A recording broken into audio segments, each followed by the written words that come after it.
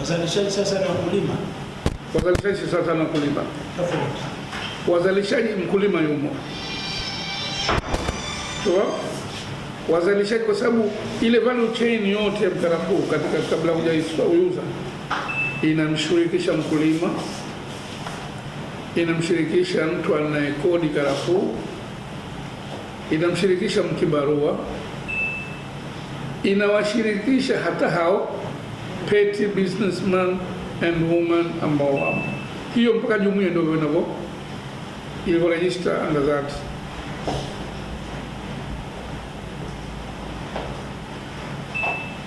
Hii tulisuggest kwamba ni sheria ndio inasema, lakini tunasema kwamba ili mtu apate mkopo lazima awe register.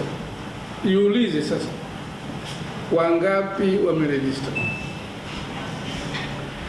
Jumuiya ya wazalishaji karafuu ina wanachama 5,600 and so forth. Katika mazungumzo na ZSTC, katika kuzungumzia hii kwenye mmoja katika vikao vyetu mekarao, wasema wao wako katika registration hii wana 3,000 shindwa kuiclaim ile namba, lakini they are roughly kwenye 3,000 to 3,500. Kwa hivyo sio kote, kwa sababu tunaangalia msitenda katika kwenye gazeti kaja sana wanaweza kuja kushtakia, tunaweza kwenda mpaka kama sivyo sina haki nayo. Kwa hivyo lakini kwa ufupi ni kwamba almost half ya wanachama ambao tunao sisi hawamo katika register file ya. Kwa maana hiyo, ikiwa mtu anataka kuomba mkopo, lakini ndio tunasema kwamba si kweli kwamba wanafuata hiyo file, kwa sababu kama ni registration iko hivyo wasingalipata kwenye karafuu. Adhibu kwenye karafuu sio wale karafuu, kwa sababu si lazima zile karafuu, lakini kuna na ni kweli kuna watu wanatoka Unguja wakarekodi karafuu Pemba, kuna vibarua wanatoka Unguja. Kwa hivyo inawezekana labda mtu anachukua mkopo aeke nyumbani kwa familia ende akatumia karafuu Pemba.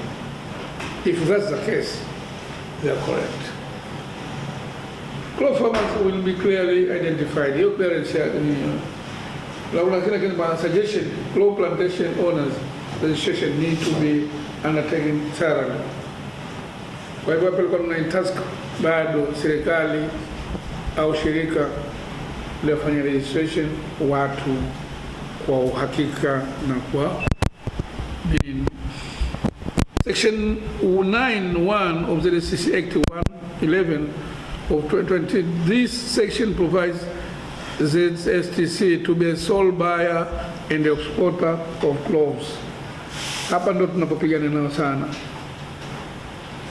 Ukiachilia bei kwamba dini, ukiachilia dini kwamba bado huo mfuko kuna short fund zake na kuna masheria au regulations za mfuko ambazo vile vile zina shortfall zake, lakini sisi bado kama jumuiya tunasema hatuoni umuhimu wa serikali kutokana na sera zake zenyewe. Tumeangalia kuna mwanzo tulipoona kwamba watakuwa ni nani kazi kwa juu regulatory mechanism, watatoka katika individual specific purposes za production wala nini, wao ni regulators. Lakini hapa ni sole, sheria inasema itakuwa sole buyer wa karafuu kutoka kwa wakulima and the sole exporters. Mpaka 1968 ilipoanzishwa ZSTC. Huko nyuma ilikuwa mashirika yote hayana hiyo mandate. Wao ilikuwa siku hizo ambao ni chombo kama cha ZSTC ilikuwa ni CGA. CGA ilikuwa ni last resort buyer, kwa sababu alikuwa ni regulator ili kumlinda mkulima asipate hasara. Unasema hii ni positive negative relevance kwamba crop producers are not involved katika hiyo decision making iliyofanyika. Suggestion: the act should allow for producers to take part in the price setting mechanism. He is likely through board participation, iko hivyo, lakini haiko hapo, kwa sababu kama ni hivyo, mwaka 2011 ukisema rais inasema serikali ya Zanzibar ilitangaza bei ya karafuu kwa shilingi 14,000 kwa kilo. Ndio zilitoa shilingi 14,000 kwa kilo moja, na tukaambiwa ni 80% ya market price, wakati si kweli.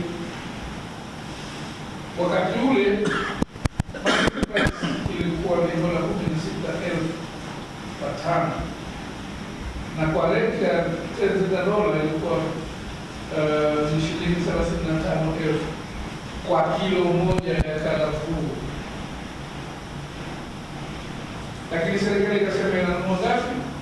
14% kwa 80%. Serikali kama ilikuwa kweli inanunua 80%, ilikuwa kilo ya karafuu 28.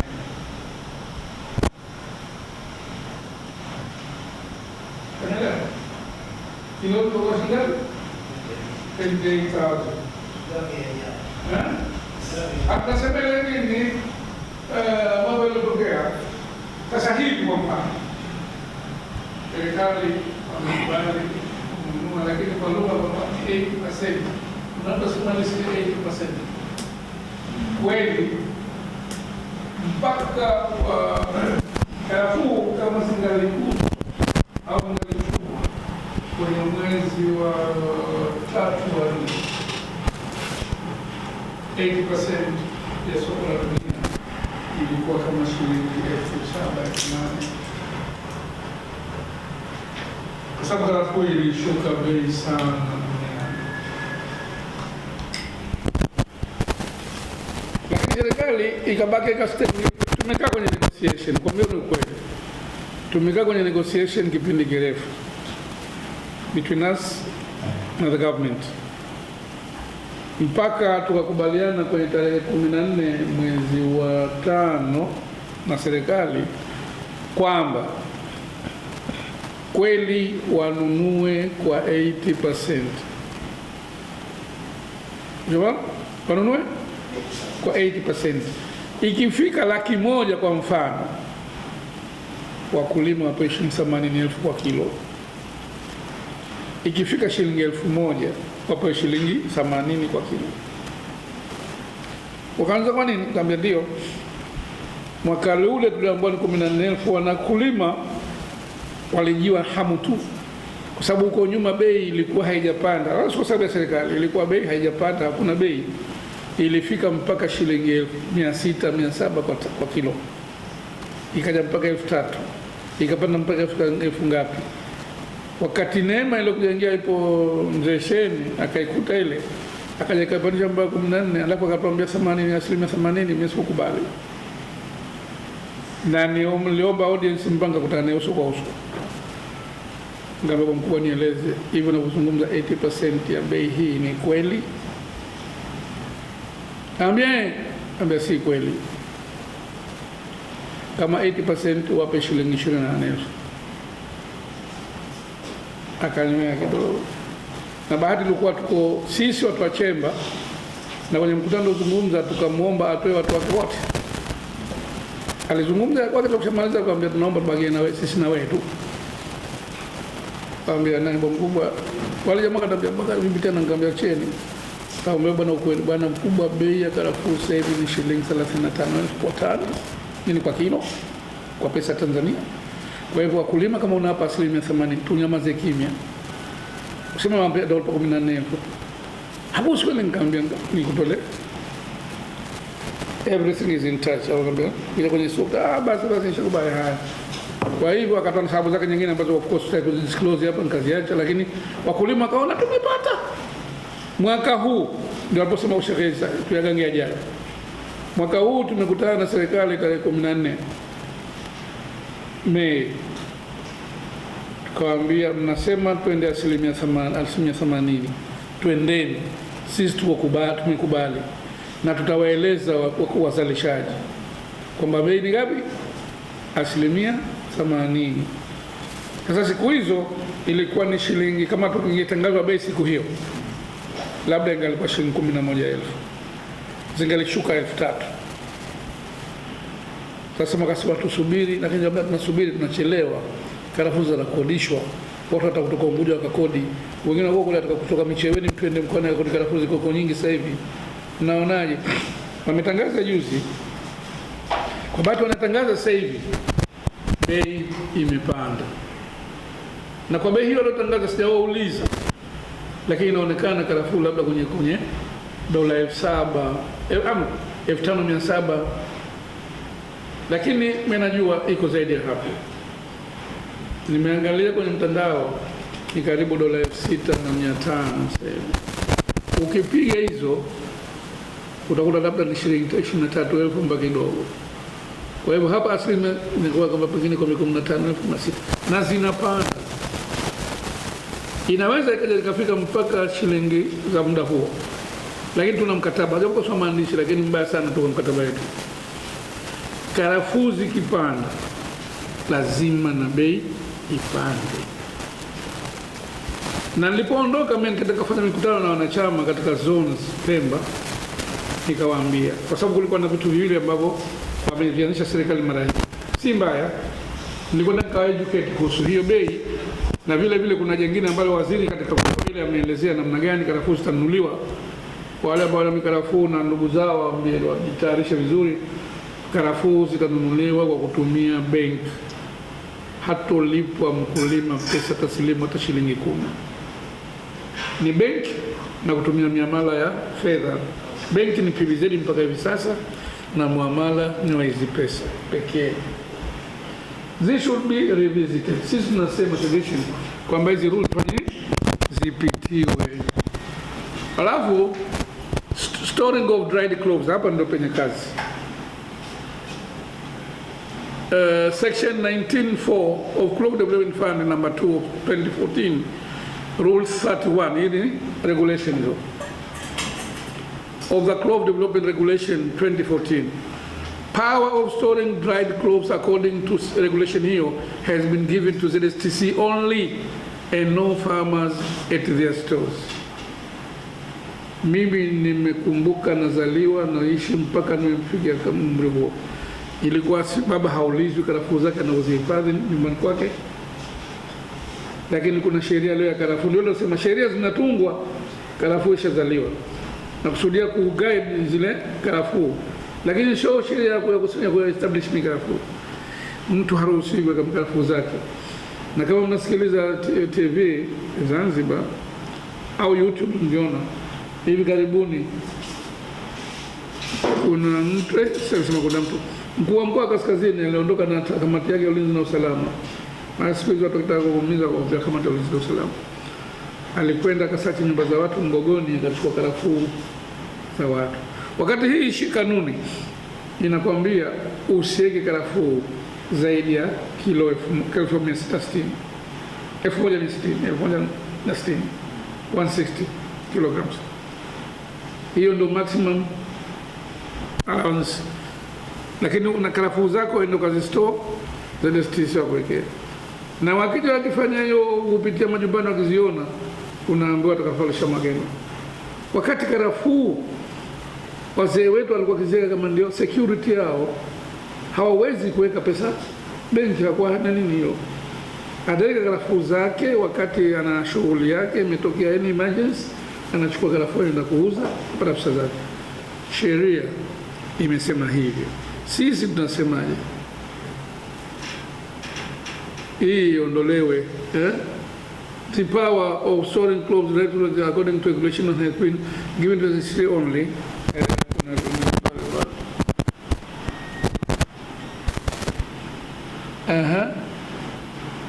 Department Rule 31 regulation, the power of storing, ndio ile. Mbona hatuendi mbele jamani? Wanatakiwa na account weke na karafuu za ufanye. Kwa hivyo they have to store their clothes and their assets to be sold at the time when they will be in need of money. Such cloth farmers lack capital deposit for future expenditure. Kwa sababu wanatakiwa aidha uuze au uweke kule chini. Kuweka ZSTC sio kwa mzuri. Ukiuza pesa huwezi kuhifadhi. Wazee wetu wa mkatika au wakulima na shida. It is looked as a violation. This is a violation of human rights. Wale wanasheria kama mpo mnaweza kusema maarufu kulazimishwa chako ukaike rutuba hutaki ni haki hiyo.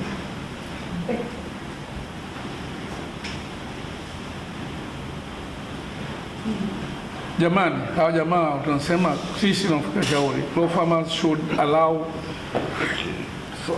be allowed to store their cloves respective at a respective home. That happening. It should be considered clove like any other agricultural product which farmers store at their own discretion. Mashesheli hakuna ambaye kwamba lazima uyapeleke kuyahifadhi dukani sokoni. Unakwenda nayo sokoni, yakikosa bei wayachapwa. Maana likitua hana za tena. Sawa? Mihogo ina muda. Aidha utachonga ugali, lakini hujaona kwamba hapa kwa nini ondoa usi. Kwa nini karafuu? Kwa nini?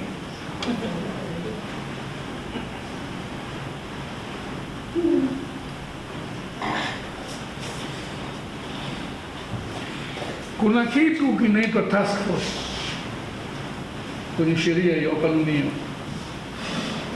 Saizi watu wameshaka masikio wazi. Kuna section 7 of the Clove Development Act 2014. Clove task force should be established by the minister responsible of trade. Kunatakiwa waziri na bwana sheria mpya sasa hivi establish, lakini hakuna ku establish ni kulitangaza, kwa sababu members wake wameshaelezwa mule kwenye hiyo kanuni yenyewe kwamba members wao ni wakuu wa mikoa wote watano, japo kwa mkoa mwingine kuna kalafuta moja, lakini task force yumo. Wakuu wa vikosi vyote vya ulinzi na usalama vilivyoko Zanzibar mpaka vya muungano, maana wako hao wale wapishwa na Dr. Nyuzi, lakini kuna mtu wa TIS aliyepo hapa, kamishna wa polisi, sijui kama na magereza, sijui kama magereza ndio wamo kama nini, hao ndio wanaunda. Lakini sio hao tu, kuna msururu na task force is a burden. Ni millions and billions of shillings kutoka msizo mkesha, ambazo sisi tunasikia, tunasema na tunawaambia, tunasema humo, tunawaambia kutana nao face to face. Hii pesa ni ya wakulima, ilikuwa waongezee hiyo. Ni kama tunaita ni kitu gani? Overhead cost, unnecessary overhead cost kidogo. Hakuna relevance, there is no relevance of having task force suggestion. The respective article in the legislation should be repealed or deleted.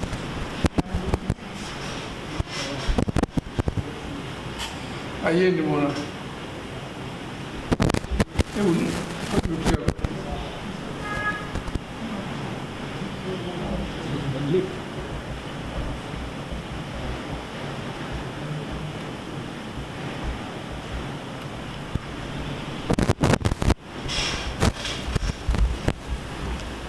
Haijajua allowing movement of dried cloves, lakini hata ile nini msiwezi.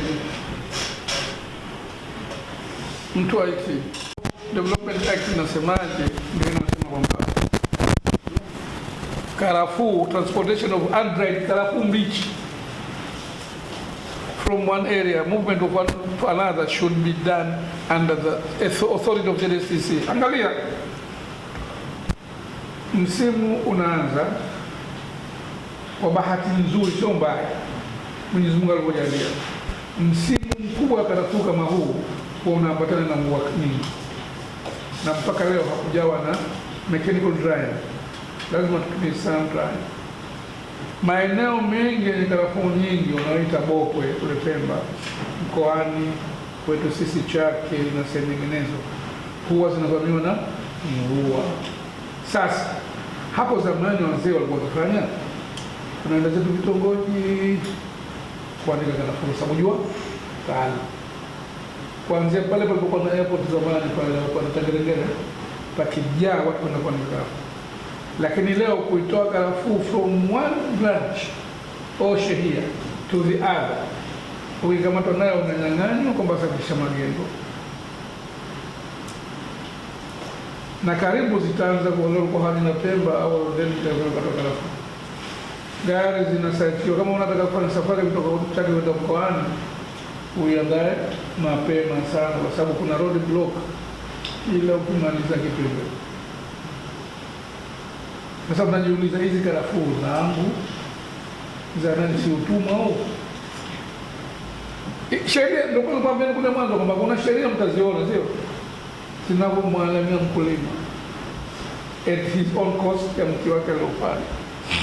Transportation of unripe crops from one area to another should be done under the authority of the NSCC through local government permission. Angalia basi, humu kwenye sheria unaweza kusema iko soft, kwamba uende kwa sheha akupe cheti, ndio vitu vimeandikwa na kutaka wenyewe pote mbali. Lakini sasa kuna restriction, unaambiwa cheti ruhusa, lakini unaweza kupeleka. Kwa mfano mwenyekiti wangu mimi wa jumuiya, mwenyekiti wa jumuiya, yeye ni mtu wa mkoani pale Mtambile kwa bondeni huko kwenye karafuu mingi, anachuma karafuu mvua nyingi, lakini na nyumba yake Chake pale Tibirizi pale karibu na uwanja wa watoto ndio nyumbani kwake, ana sehemu ya kuandika karafuu. Kashakamatwa, mwisho akawaachia polisi, akamwambia chukue nyinyi pale kwenye boda ya mwacha Chake na mkoa, akaambia chukueni. Na kwa bahati ni mstaafu wa polisi, tena intelligent mkubwa, akakutana na wakubwa wa polisi walioko kwenye kazi hivi sasa ambao wengine wamjua, ndio akamwangukia saluti, hampigi tena, na mwamwangukia. Sasa ni wangapi raia wa nchi hii watakuwa na uwezo wa kupata saluti za polisi kupitisha karafuu zao?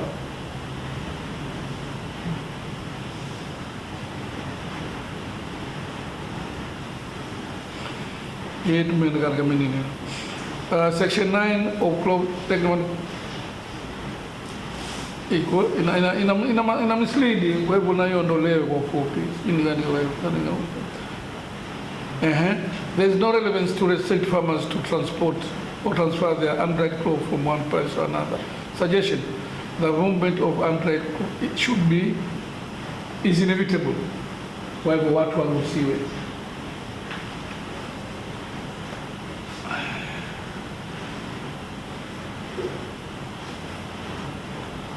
Tumemaliza? Hebu fact sheet. Fact sheet inaonyesha ni kama ile katika ni very short presentation, ambayo hizi ukitaka kutoka kama ukizitumia kwa advocacy unaziprint, ni vidubasha ambavyo unaweza kuvionyeshea ili mtu katika very simple language aufanye nini. Naomba kusema nimemaliza. Na washukuru kwa kunisikiliza.